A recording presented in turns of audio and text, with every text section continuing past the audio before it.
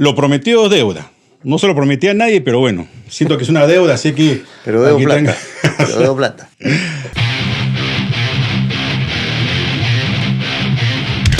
Bienvenidos una vez más aquí a Conversando desde Las Perillas con Villacorta. En esta ocasión, esta es una entrevista que hice el año pasado, en 2023, a Christian Mayer, y que el disco duro se quedó en Lima después de haber ido a grabar los 50 años de Eva Young allá en el Estadio Nacional de Lima. Y bueno, felizmente mis padres estuvieron de vacaciones por allá, recogieron el disco duro, lo trajeron para acá y aquí les tengo la entrevista completa con Christian Mayer, con quien he tenido la suerte de poder no solamente disfrutar de música juntos, sino también de trabajar juntos en lo que más nos gusta, en mi caso al menos, y estoy seguro que en el tuyo también. El mío también, sí, claro. ¿no? Que es la música, ¿no? Y haciendo cosas bastante interesantes.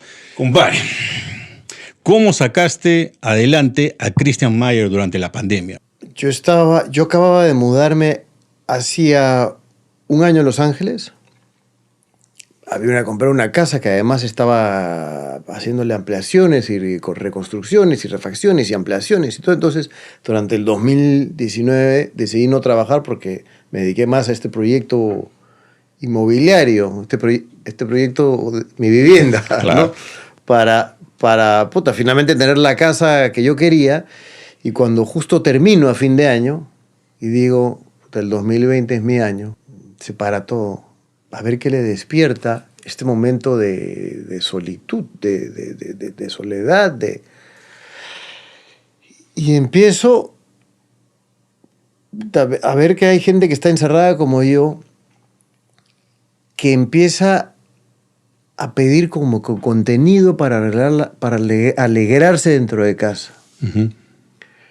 Y cuando empiezo a ver por las redes sociales que la gente está encerrada, que no los dejan salir, que lo único que hacen es ver Netflix o que es ver televisión y no sé qué hacemos, dónde vemos a nuestros artistas. Entonces un día, porque la pandemia empezó en marzo, Uh-huh. más o menos como y en mayo, cuando ya nos dimos cuenta que ya no era broma. No iba a ser 2 semanas. Que no era 2 semanas, sí. Que ya llevábamos 2 meses. Uh-huh. Un día me senté y dije, pobre, hay gente que realmente está aburrida y no tiene nada que hacer. Porque además hay gente que ya le dijeron que no va a regresar a trabajar. Entonces hay gente que efectivamente está encerrada en su casa y no sabe qué va a hacer.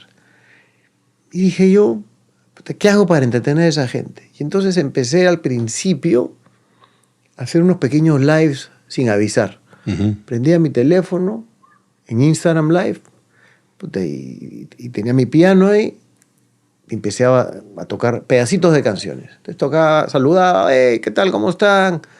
Y tocaba un poquito de Quédate, de Carteras Mojadas. Uh-huh. Veía que los viewers iba creciendo. Iba creciendo, sí. Y claro, decía, la gente realmente está interesada por tener contenido. La gente está bien conectada al teléfono. Pues, sí. Y por otro lado era, ahora cántate esto.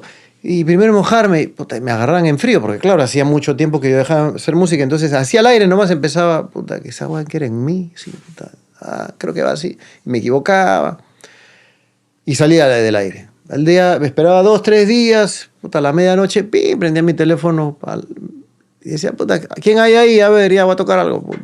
Entonces empecé con la excusa de entretener a esta gente que estaba encerrada. Empecé como a reenamorarme, primero de mi piano, que lo tenía, pero a desempolvarlo hay un rato. Sí, lo tenía enchufado, pero no lo tenía usado, no lo estaba usando. Y empecé a tocar un poco más, empecé como que a redescubrir mi catálogo.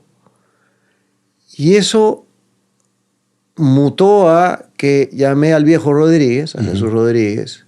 Lo llamé a Perú y le dije, viejito, he visto que hay gente que está empezando a grabar en simultáneo desde distintos países, desde sus casas y no sé qué. Entonces le dije, ¿por qué no organizamos con la bandita una sesión? Ya voy a llamar a los músicos, no sé qué. Llamamos solamente a la base, ¿no? Bajo, batería, teclado, yo. Y entonces le dije, toquemos 3 canciones. Y tocamos Esa sí es una mujer. Claro, así es. Y además soltando el track original de la voz de Pedro.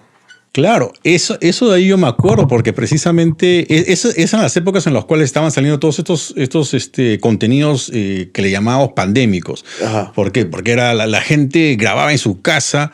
A veces tú tenías al bajista grabando al costado de las macetas en la sala de su casa y el baterista estaba en el sótano de su casa. Entonces iban mandando y se acoplaba todo y se ponía junto, pues, ¿no? Ajá. Entonces hacemos esas 3 canciones que están ahí guardadas, porque es un LP, bueno, es un EP pandémico que Así tengo es. ahí guardado, que en algún momento saldrá.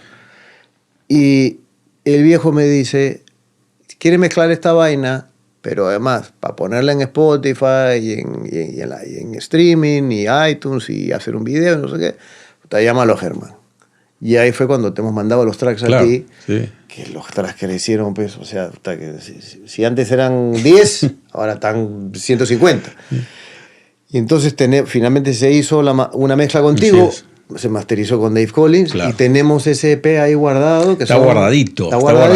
Que todavía no sueltas todavía. No, hasta ahí. Además está ese, con que en medio de la pandemia encontré que tenía 3 temas grabados del año 2000 en estudio que nunca habían salido, que son versiones distintas de Carreteras Mojadas, de Quién Sabe otra vez, y de Primero Mojarme, y que nunca han salido y que no están colgadas en Spotify. Entonces, ese disco o ese EP también se ha masterizado. Entonces tengo 2 EPs que en algún momento van a salir, uno de grabaciones encontradas, otro de lo que hemos hecho en la pandemia.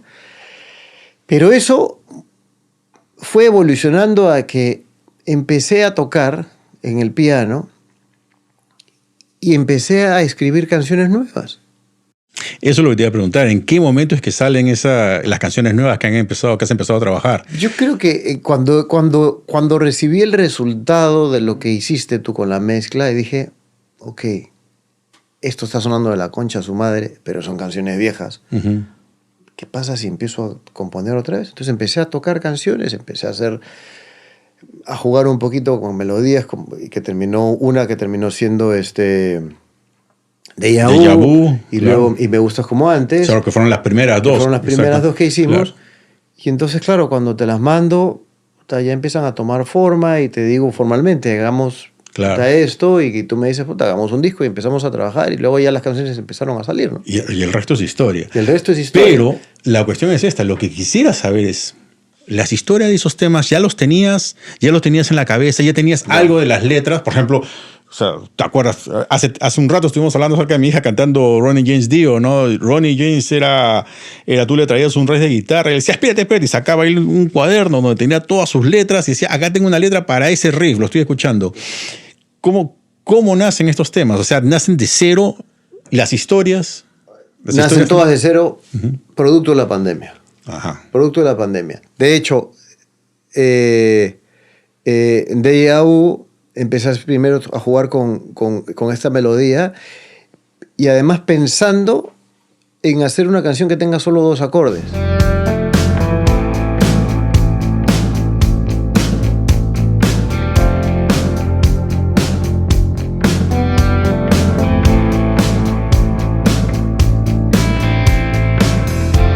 Y entonces empiezo a balbucear hasta que me sale, y si vuelvo a ti. Y entonces empiezo a pensar, ok, eso está pegando. Y siempre regresaba, y si vuelvo a ti, ¿qué será de mí? Y eso empieza a evolucionar en la historia de darme cuenta de lo que estaba haciendo. Estaba volviendo a hacer música. Haciendo un ciclo. Sí, estaba volviendo a hacer música. Estaba enamorándome otra vez de algo que ya conocía, pero que me estaba jalando otra vez. Entonces, esta sensación de déjà vu, básicamente es la que está reflejada en el video, ¿no?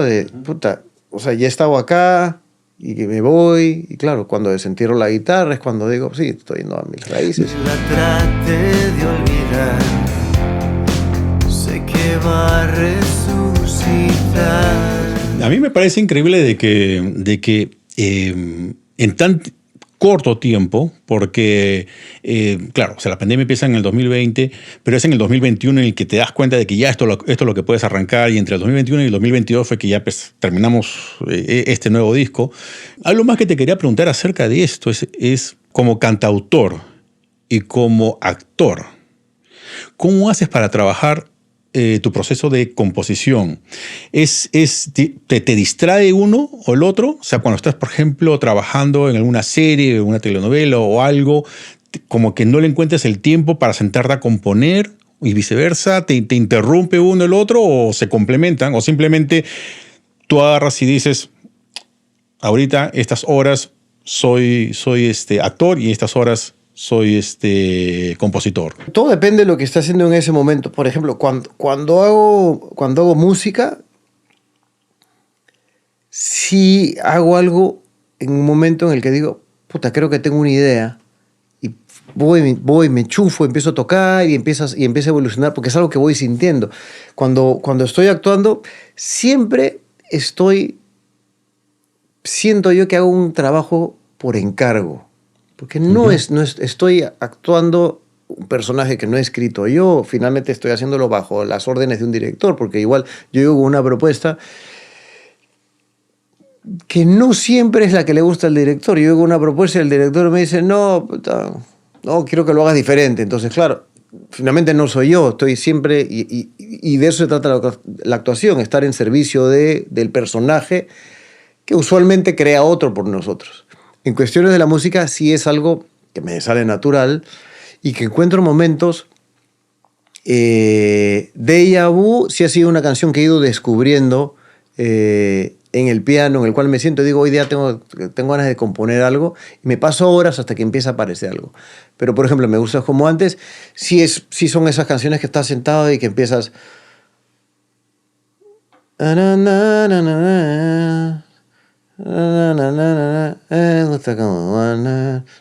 Puta madre, se me va a olvidar. Voy al piano y ahí mismo. Sí, esas son cosas que te agarran. ¿Tú eres de tener algún sistema de grabar en tu celular, en un lado? Ahora así, sí, rápido, bueno, en los primeros discos grababa con una grabadorcita de esas de cassette chiquita, que además la tenía todo el día conmigo y la tenía en la guantera del auto, porque hubo cosas que grabé o que grababa que me agarraban en distintos momentos.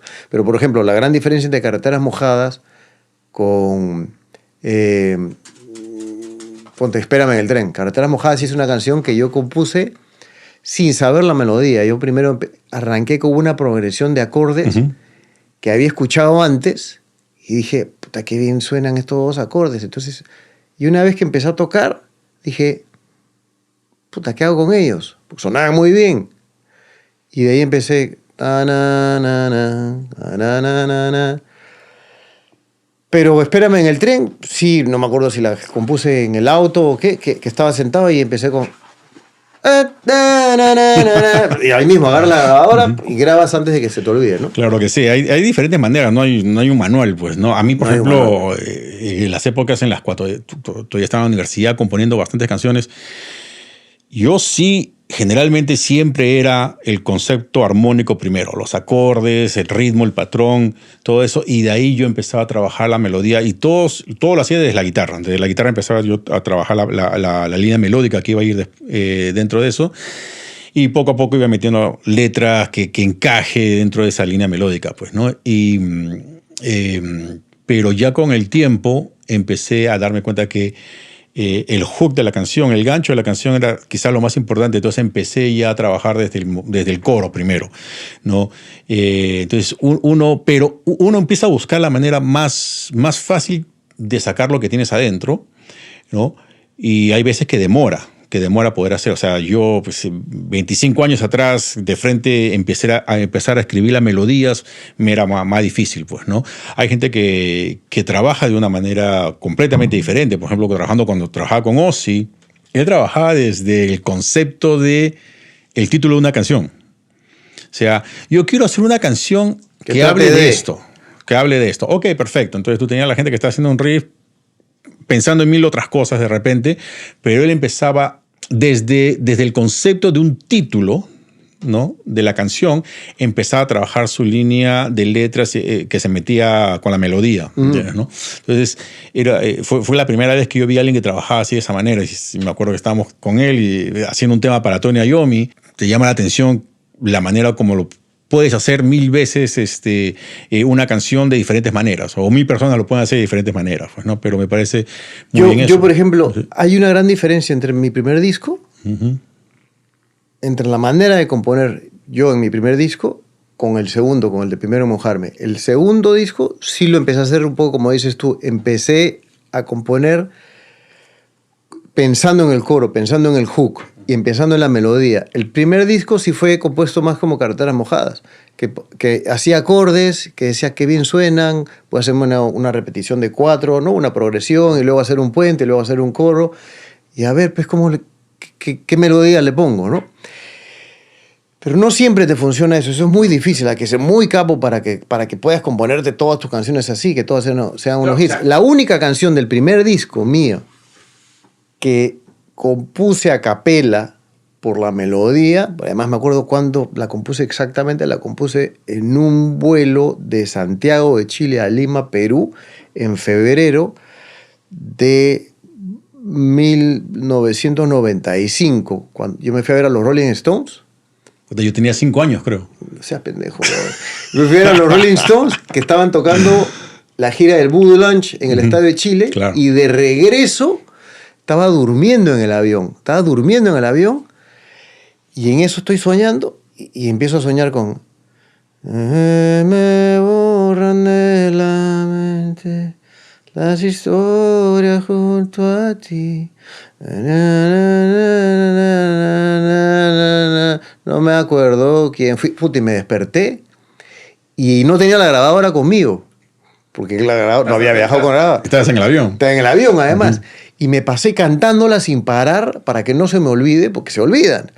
Me pasé cantándola sin parar hasta que aterricé en el Jorge Chávez y en el taxi seguía dándole hasta que llegué a mi casa. Pero esa ha sido la única canción del primer disco que yo he compuesto en base a la melodía. Cambié mi estilo en el segundo porque me di cuenta que era más fácil, que era más yo, que era real. Que fue cuando descubrí que no importa lo que digamos, no importa lo que cantemos, la melodía siempre es lo que va a quedar. Claro, la melodía que va a quedar. Sí. O sea, con todo artista, que la voz es el instrumento principal, ¿no? O sea, si eres Joe Satriani, obviamente la melodía que haces con la guitarra es la que va a quedar, pero siempre va a haber una melodía que es la que va a seguir, ¿no? Entonces es importante de que siempre sea memorable, sea digerible y memorable. Si no es digerible, es un problema. Eso quiere decir de que la gente lo tiene que, de alguna manera, cantar. Tiene que poder cantarlo, silbarlo, lo que sea. O sea, si es demasiado complicado, no lo pueden digerir lo suficiente. Entonces es un poquito extraño, pues, ¿no?, para el público.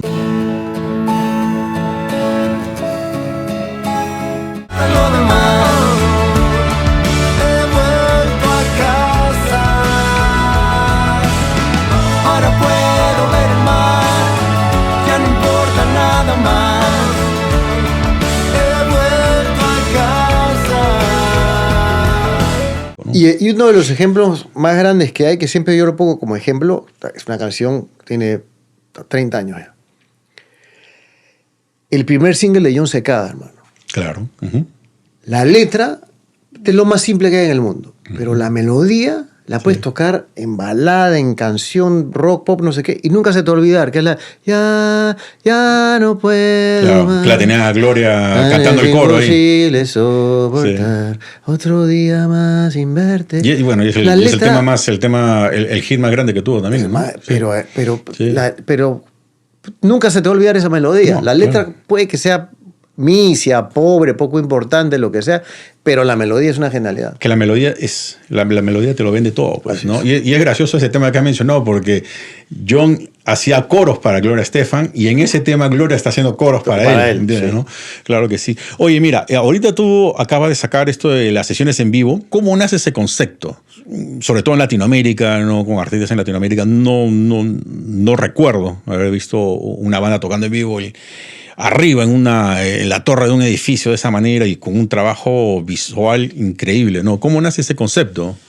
Eso nace básicamente por la necesidad y la demanda de gente que empezó a pedirme que ya empiece a tocar en vivo, porque ya se habían dado cuenta. Pero toca pues ahí en el Sachún, donde quieras, hermano. O sea, no es que te diga, ¿sabes qué? Queremos que Christian Mayer cante arriba de un edificio. Claro. Sí, empezaron... o sea, luego de que se anuncia el año pasado que va a salir el nuevo álbum, después de mucho tiempo, el Déjà Vu, que has producido tú, lanzamos el primer el tema, que es Déjà Vu, lanzamos el segundo tema, que Me Gusta Como Antes, que empiezan a tener un montón de aceptación, los videos ya empezaron a tener más de 1 millón de reproducciones, y obviamente hay que lanzar un tercer tema. Pero estábamos pensando lanzar ese tercer tema cuando termine el verano de Perú, que es enero, febrero y marzo. Y dijimos, ¿qué hacemos en el interín? ¿Qué hacemos ahí en el medio? Pero además, o sea, ya era...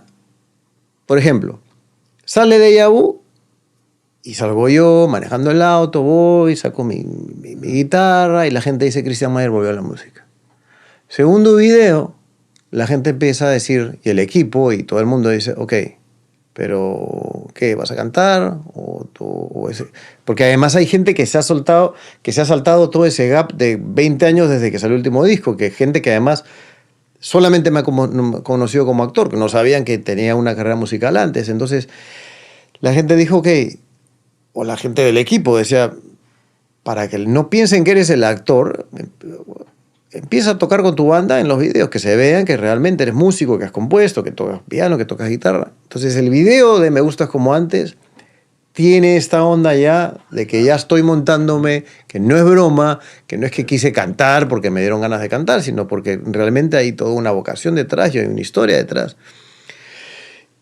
Y luego empieza la gente a decir, ok, ¿cuándo empiezan las giras? ¿Cuándo empiezas a tocar en vivo? ¿Cuándo? Y como teníamos este espacio de meses, dijimos, ¿por qué no hacemos un mini concierto? Que es algo que igual se está usando en el mundo entero para promocionar los nuevos discos, ¿no? O sea, salen los discos de estudio y la versión live session. A veces la hacen en estudio, a veces la hacen en exteriores.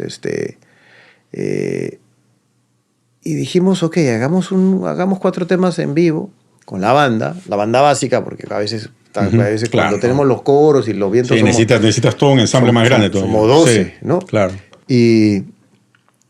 Y hagámoslo en Lima, con la banda. Además, siendo peruano, hagámoslo en un lugar donde podamos decir, esto se está haciendo en el Perú y desde el Perú para el mundo. Entonces, yo dije, cuando empezaron a decir, bueno, ¿dónde quieres hacerlo, Cristian? ¿Te gustaría? Tenemos aquí un estudio, tenemos también la terraza de un restaurante, y tenemos también una terraza de una casa muy linda y un departamento. Y entonces yo dije, ¿por qué no vamos un poquito más allá? Entonces yo di unas opciones. Entonces, una era... ¿Palacio de Gobierno? No, pero okay, casi. Una era en las ruinas de Pachacamac. La otra era en la Huaca Puyana, que en la noche se ve increíble. Se ve increíble. Sí. Y otra fue que yo les dije, busquemos un helipuerto.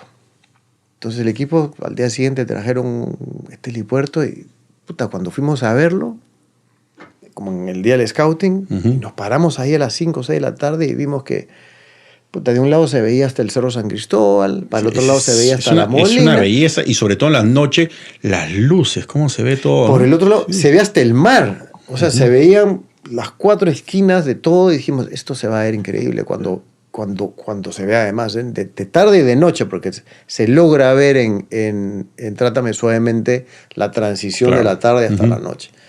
1000 veces las mismas cosas, ni contemplarlas sabiamente. ¿Qué fue lo más difícil de hacer esta producción, sesiones, en la parte visual, digamos? ¿Qué fue lo más difícil de todo eso? Porque, o sea, hay toda una cuestión de logística ahí. Sí, ¿no? Lo más difícil, o el reto más difícil, era encontrar un director que capte la esencia del artista, en este caso yo, pero del concepto que yo tengo como artista en vivo. Porque si tú te das cuenta, en sesiones en vivo y en cualquier otro video mío anterior de sencillos, o inclusive videos míos que encuentras en YouTube de conciertos míos, mi concepto en el escenario es el de banda. Ujú. Yo nunca me he considerado un solista cuando estoy tocando en vivo. Yo no soy un cantante que está adelante y atrás tiene una orquesta de músicos que lo acompaña, no. Siempre estoy tratando de rodearme de mis músicos porque creo que en el escenario somos una banda. Y fue lo primero que yo le dije al director. Le dije, yo quiero que cuando la gente vea esto, no vea las sesiones en vivo de un solista. Yo quiero que tu concepto sea que la banda se llama Christian Mayer. Imagínate que esta banda se llama Christian Mayer como yo, pero somos una banda. Y quiero que se sienta eso, ¿no? Camaradería, que se vea que somos un grupo ensamblados. No quiero estar yo más adelante, quiero estar al mismo nivel que todos. ¿Y cómo se llama el director entonces de esto? Se llama Rodrigo Dulanto. Genial, excelente trabajo, Y es Rodrigo. un chiquillo, es un pata joven, pero que además es músico, tiene su banda de música. Eso ayuda mucho, tiene su banda, Sí, sí, o sea, sí. sabe de esto, ¿no? Eso ayuda muchísimo. Sí. Cuando el director sabe de música o entiende de música, sobre todo como del lado de artista, ayuda muchísimo. Porque yo he visto bastantes videos musicales que son muy amusicales. Así es. ¿no? Una empresa que se llama Omar God, que son dos chicas, también son las productoras y son quienes trabajan con él, ya habían hecho videoclips, ellos de otros artistas, y vi el trabajo de él y me gustó. Y cuando me senté con él y conversamos y le dije, esto es lo que yo quiero transmitir. Yo quiero transmitir, obviamente, que estoy volviendo a la música, que soy parte de una banda, que esto nos apasiona, pero que además queremos hacer las cosas bien. Y trajo una presentación en PowerPoint de la puta madre que ni siquiera la hubiera podido hacer yo para cada una de las canciones. Claro. Y dijimos, tú eres el Esa tipo. es. Esa es. A mí me encanta, sobre todo las transiciones entre canción y canción. Cuando estuve aquí mezclando, eso de ahí fue, wow, increíble. El poder mezclarlo mientras estoy viendo, obviamente, los videos, ¿no? Y estoy viendo todo el video, ya cómo se está enlazando tema tras tema, ¿no? Ayuda muchísimo también tener el video cuando está mezclando porque tú sabes muy bien de que hay ciertos detalles que tienes que empujar en la mezcla, más de lo que normalmente harías si no tuviera un video dentro del concepto, ¿no? Así es. Así que yo veía ciertas cosas y decía, ok, hay que empujar esto de acá, hay que tapar un poquito esto de acá, Ajá. etcétera, ¿no?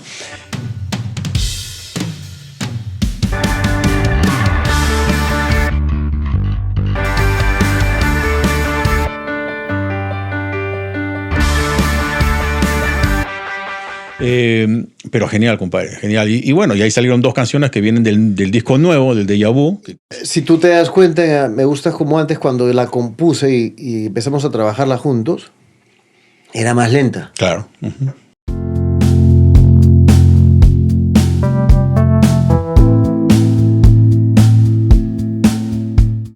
Tú aconsejaste que fuera más acelerada. Efectivamente, la canción ganó muchísimo. Uh-huh.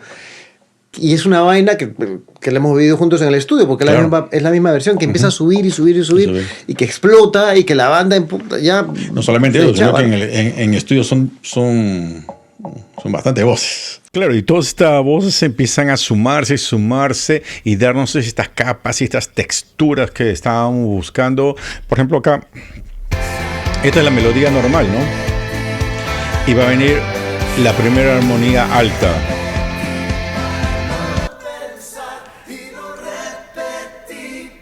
Y después va a venir una armonía más, que es una línea media.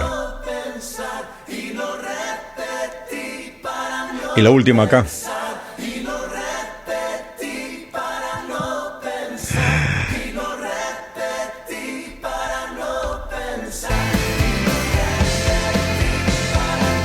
Genial todo eso. Pero además en estudio tenemos dos versiones. Tenemos la versión original y la que hemos cortado para la radio, ¿no? Que igual cada vez sube más y más. Claro, lo cual es una muy buena idea que tuviste acerca de hacer eso, porque las que han salido han sido las versiones radiales. Las versiones radiales son las que han salido, sí. A cada una le hemos quitado un minuto. Sí. Curiosamente, Me Gustas Como Antes y Déjà Vu, las dos duran 5 minutos y a cada una le hemos quitado un minuto. Así. Gracias a tu edición, gracias a la mano. Le quitamos una buena cantidad, pero yo creo que la gente va disfrutar muchísimo cuando escuchen el disco ya final, porque, claro, o sea, esas versiones extendidas son las que van a estar. Wow, sí, o sea, sobre todo los solos de guitarra, ¿no? Se van a poder leer todos los guitarristas, así, claro. los solos completos, ¿no? De James Harra, por ejemplo, sí. ¿no? Que, por cierto, te iba a preguntar acerca de esto, ¿no? Una de las cosas que yo veo del día a día es de que, dependiendo de dónde venga el artista, ¿no? Hay ciertos lugares en el mundo en el cual le tienen miedo, le tienen un pavor al productor musical porque no entienden el concepto del productor musical, ¿no? Entonces muchas veces creen de que el productor musical viene acá y simplemente les cambió las canciones completamente y eso es lo que tienen que hacer. Lamentablemente hay veces que ocurre eso. Entonces muchas veces hay un temor por parte del artista acerca de lo que es el productor musical, ¿no? En tu caso, tú has tenido que trabajar de repente con diferentes productores de disco a disco, ¿no? Lo cual es diferente, por ejemplo, porque trabajar con un productor musical se necesita primero hay que tener un respeto hacia lo que se quiere hacer, ¿no? Ya, como tener, ¿no? Una hoja de ruta, ¿no? Y seguirla, ¿no? Tenerla clara desde el comienzo. Pero poco a poco la cosa va creciendo. Entonces tú tienes, por ejemplo, un primer disco. Cuando te llaman para el siguiente disco, es una belleza. ¿Por qué? Porque ya hay una relación no de productor-artista, no de cliente, sino ya de amistad. Entonces se va desarrollando mucho más eso, ¿no? O sea, el primer disco, el High and Dry, por ejemplo, de Def Leppard, ellos hablan mucho acerca de cuánto patalearon trabajando con Much en ese disco por su exigencia, ¿no? Pero ya cuando llegan pues al Pyromanía, ya tienen una química increíble. Es el mismo productor. Es el mismo productor. Al punto de que después de que tuvo el accidente, pues no, el baterista, ¿no? Y se demoran para sacar el siguiente disco y lo estaban tratando de hacer ellos, se dan cuenta que lo necesitaban. Y el productor viene y él mismo le dice, yo siento que ustedes me necesitan y yo los necesito a ustedes para poder sacar este producto de ustedes como debe ser, después de toda la tragedia que ha ocurrido, ¿no? Entonces, si se da eso, pues, ¿no? Entonces, en caso tuyo, tú que has visto todo esto, porque ha sido por etapas, ha sido por diferentes etapas de tu vida, ¿no? O sea, pues, estás sacando un disco después de 20 años, ¿no? Estás apareciendo después de 20 años, por ejemplo, con Deja Vu. Entonces, ¿qué es lo que sientes tú que el artista debe estar buscando en un productor musical? Tiene que entender el concepto que tú tienes en la cabeza y con lo que te sientas cómodo como artista. Pero también tienes que estar abierto a que el productor meta mano y te diga lo mejor, no para ti, pero para tu canción es esto. O sea, tienes que estar abierto a recibirlo, porque es como cuando escribes una canción y te dicen, y escribes una canción y dices, la voy a sacar yo. Y de ahí vienen y te dicen, sí, pues, pero ¿sabes quién la quiere cantar? Puta, la quiere cantar, pues, Justin Timberlake. ¿No? Claro. No, pues, pero yo quiero que sea mía, pues. Si la canta él no va a decir que es mía. No, pero bueno, va a ser que venda 200 millones de discos de tu canción y tú vas a vender uno. Y te vas a llenar de plata porque él lo ha hecho. Entonces tienes que hacer esa concesión. Tienes que ver si es que quieres o no. Y eso me hace recordar mucho a mi propuesta o mi visión de Deja Vu. Mi visión de Deja Vu era... te la puedo poner acá porque la encuentro en un segundo. Pero mi visión de Deja Vu era como el single de Daft Punk de la canción que canta con Casablancas. ¿Cuál es esa? Esta. Instant Crush.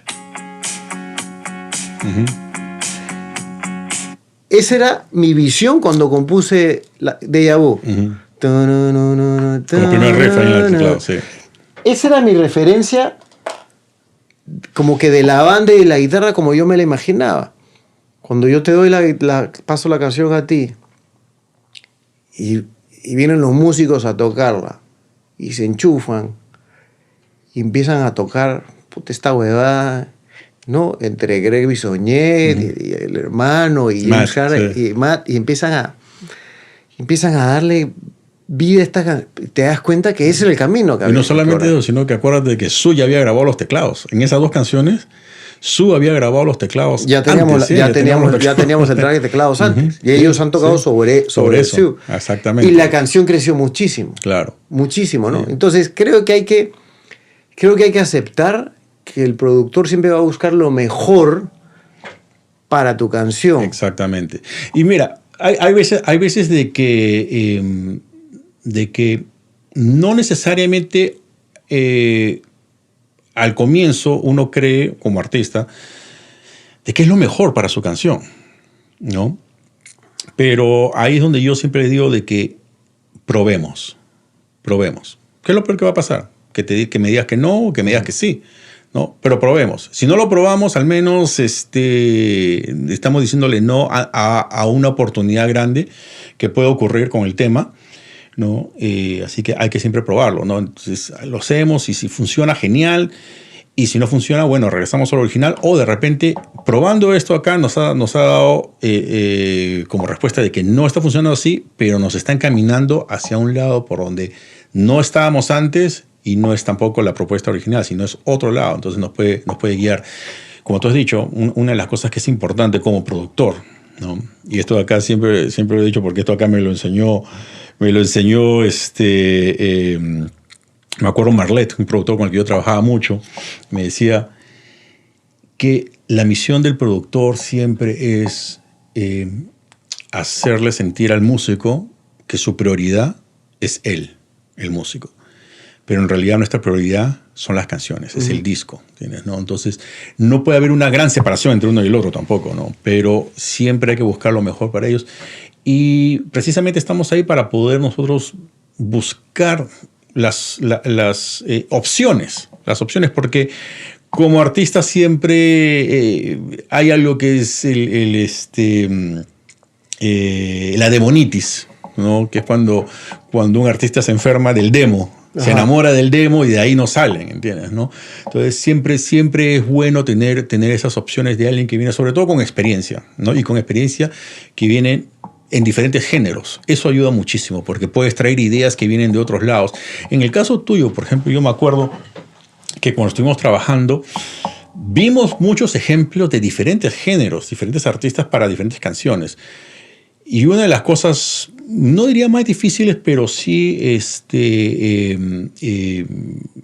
era una meta bastante larga para mí, era encontrar la homogeneidad al disco. Ajá.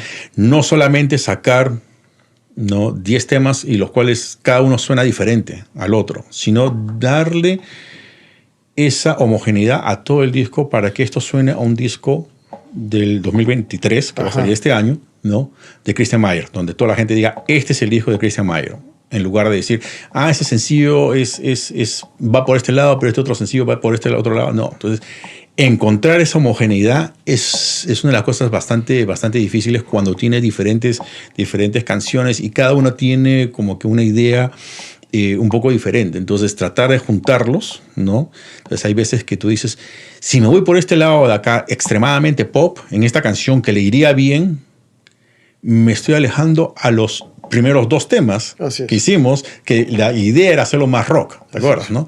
Entonces, y comenzamos de esa manera y nos empezamos a ir hacia un lado más pop después con los otros temas. Pero yo por la propia naturaleza también, como músico y como artista que he crecido escuchando rock y que siempre he estado más, salvo mi primer disco, que lo compuse todo en piano y que suena, que te das cuenta que es compuesto por un tecladista. Mis otros, siempre he compuesto pensando en guitarras. En riffs de guitarras, en acompañamientos de guitarras. Eso fue lo que conversamos al comienzo, querías que sea más guitarrero. Que sea más guitarrero. Sí. Y entonces, cuando hablo con el viejo Rodríguez y le digo, quiero grabar, y el viejo me dice, llámalo a Germán, y conversamos. Mi objetivo también era grabar con un productor que tenga cancha y recorrido en grabar bandas de guitarras. El hecho de que tú hayas grabado todas estas bandas de rock y de metal, que no necesariamente significa que voy a grabar guitarras con distorsión, sino que finalmente sabes cómo hay que lograr un sonido americano de guitarra, ya sea con distorsión, con overdrive, con flanger, con chorus o calatas o qué sé yo, encontrar a alguien que no tenga miedo, porque usualmente cuando dicen, sí, voy a grabar con un productor de rock, todas las canciones terminan sonando igual, porque te dicen, sí, ya, métele full a tu overdrive, sí, o prende el Rockman. Y las canciones suenan todas igualitas. Así sí. Es. Y entonces yo lo que quería era, por un lado, alguien que sepa encontrar un sonido de guitarra internacional, que es algo que se puede escuchar en todos lados. Y creo que además igual sin ti esto no hubiera sonado igual. Lo que es hoy y lo que es hoy es algo que me representa, es algo que además ha funcionado, es algo que a la gente le ha gustado, es algo que lo más importante, y eso es algo que hay que decírselo cuando hablas del productor. Lo primero que la gente ha dicho cuando sonó el primer sencillo de Deja Vu, y luego cuando sonó Me Gustas Como Antes, es que me dijeron, no sé dónde catalogarlo, pero suena a ti. Suena a que han pasado 20 años y no te has traicionado. Suena a que no has cambiado de género. Suena a una canción de Christian Mayer como sonaría el día de hoy. Y eso es básicamente a la mano del productor, que el productor también escucha la discografía del artista, sabe para dónde va y dice, ok, vamos a mantener su esencia, vamos a mantener el alma para que no se... Porque sería muy fácil traerte canciones de aquí, de allá, sí, fulano, tráeme canciones, tráeme esto. A ver qué cosa es lo que está sonando en la radio. Simplemente ponemos tu foto y listo. No, así no es. Pero entonces, el hecho de que la gente me diga a mí, esto suena a ti, para mí ya es misión cumplida. Genial.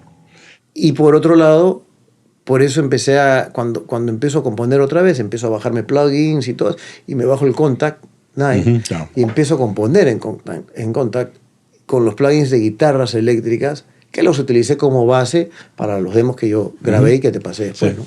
Claro. Ahora, ¿sabes cuál es la clave de lo que acabas de hablar? Está en las texturas. Y esto es algo importante.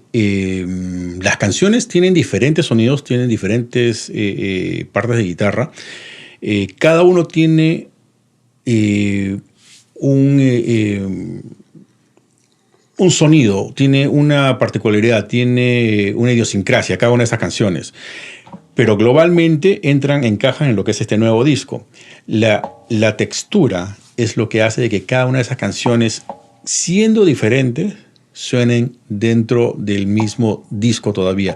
Las partes, el organizar las partes, la claridad sobre todo, eso es algo que hay que tener muy en cuenta, porque no es cuestión de empezar a grabar 20 guitarras y 30 guitarras. Sí, no necesariamente más es mejor. Así es. ¿Okay? Entonces es escoger qué es lo que está haciendo. ¿Por qué esta guitarra está sonando de esta manera? Porque el piano está haciendo esto. Y no voy a hacer que la guitarra toque exactamente lo mismo que está haciendo el piano. Tiene que ser otra cosa diferente, ¿entiendes? Entonces, esas texturas es lo que hace de que los temas agarren gordura, peso, pero al mismo tiempo claridad. Por ejemplo, en esta canción tenemos... Este es el motif.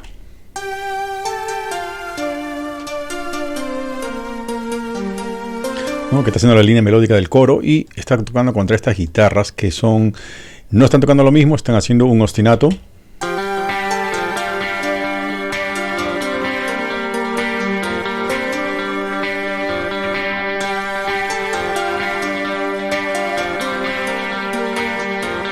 Y claro, esos no son los únicos instrumentos que están tocando en ese momento.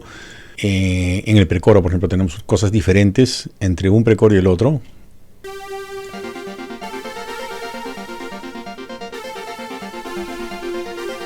Y acá hay una guitarra.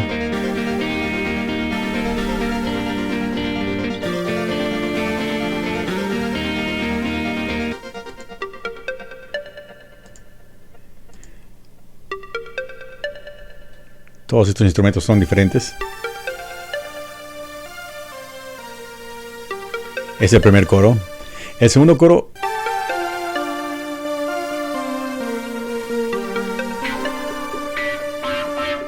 Y aquí viene la parte...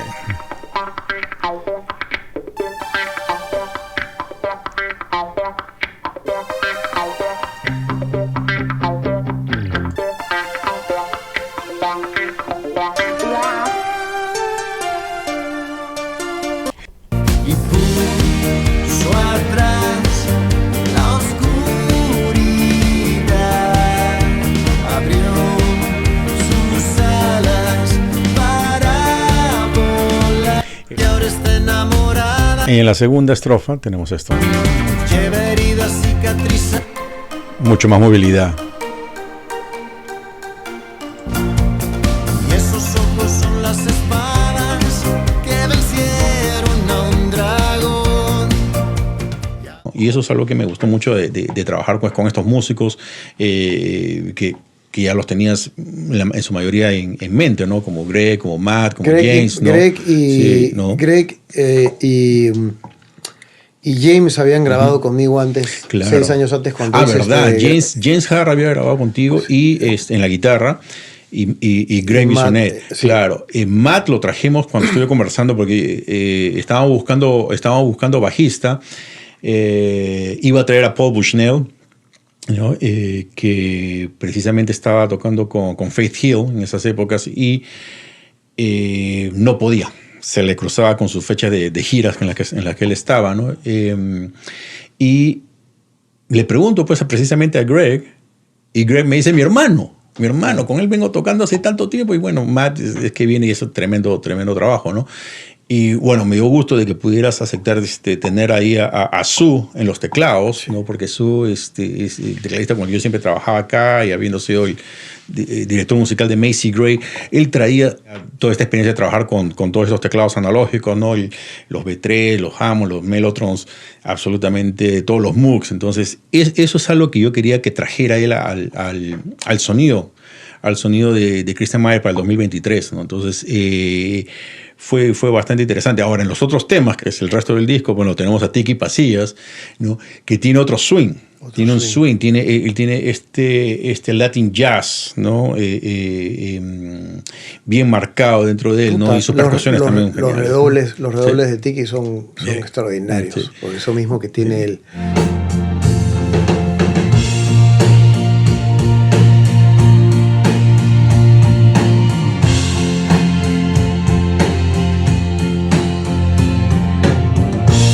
Pero es curioso, es más gracioso que la banda de las otras canciones, que son Greg en la batería, su hermano Matt en el bajo y James en guitarra, nos contaban ellos en el estudio que es en la serie Friends. Ellos eran la banda. Ellos son la banda, no la de la presentación, no la del tema, sino entre escena y escena. Claro, entre escena y escena, cuando toca una banda instrumental, son ellos que durante 10 años iban tocando esa banda y además tocaban lo que se les ocurría. Exactamente. Son ellos. Sí, Pero bueno, James, que ha tocado con mucha gente, James ha tocado en Live Aid en el 85 en Filadelfia con Madonna. Sí, así es.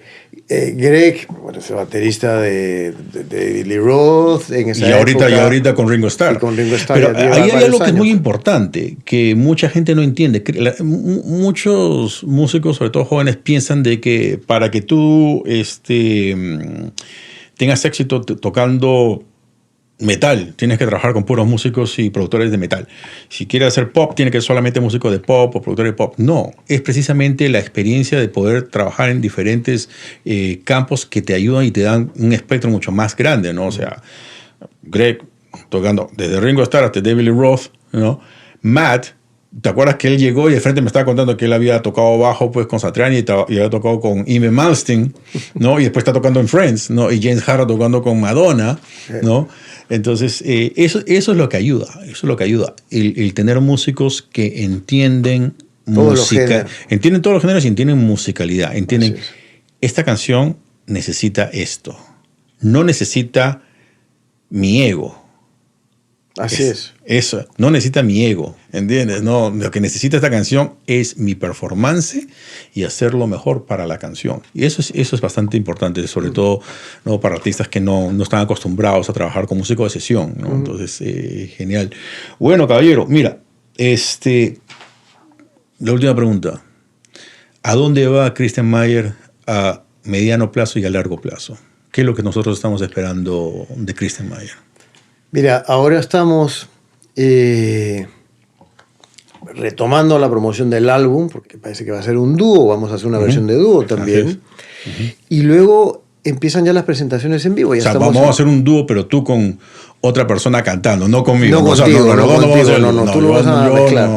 Y luego empiezan ya las giras. Obviamente vamos a empezar en el Perú, vamos a empezar en Lima y luego iremos a provincia y luego la idea es que empecemos a tocar un poco también en Latinoamérica, en la región, pero lo que viene es eso, seguir haciendo música, seguir haciendo discos, es algo que yo he querido hacer toda la vida.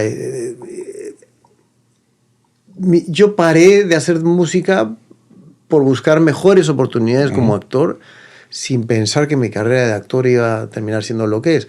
Hoy que, de alguna manera, ya en la actuación, sé que tengo un lugar en el mercado, puedo darme el lujo de parar y darle más importancia a algo que siempre ha estado en mí, algo que siempre me ha gustado y que hoy, además, con esta nueva inspiración que he tenido a raíz de este nuevo álbum, pues empieza a desarrollar una nueva gira y presentaciones y todo, que es lo que más quiero. Perfecto, compadre. Bueno, un gustazo haberte tenido acá, conversando desde Las Perillas, hermanito lindo. Gracias. Muchas gracias. Mucha suerte con todo, de verdad. Gracias. Okay, genial. Me da mucho gusto verte avanzando con la música, porque como tú lo has dicho, lo dejaste un buen rato, pero lo estás retomando con bastante fuerza. Muchas gracias. Lo veo la próxima semana, aquí desde Las Perillas, donde estaremos hablando con Bad Bunny, preguntándole acerca de por qué canta hueva y media.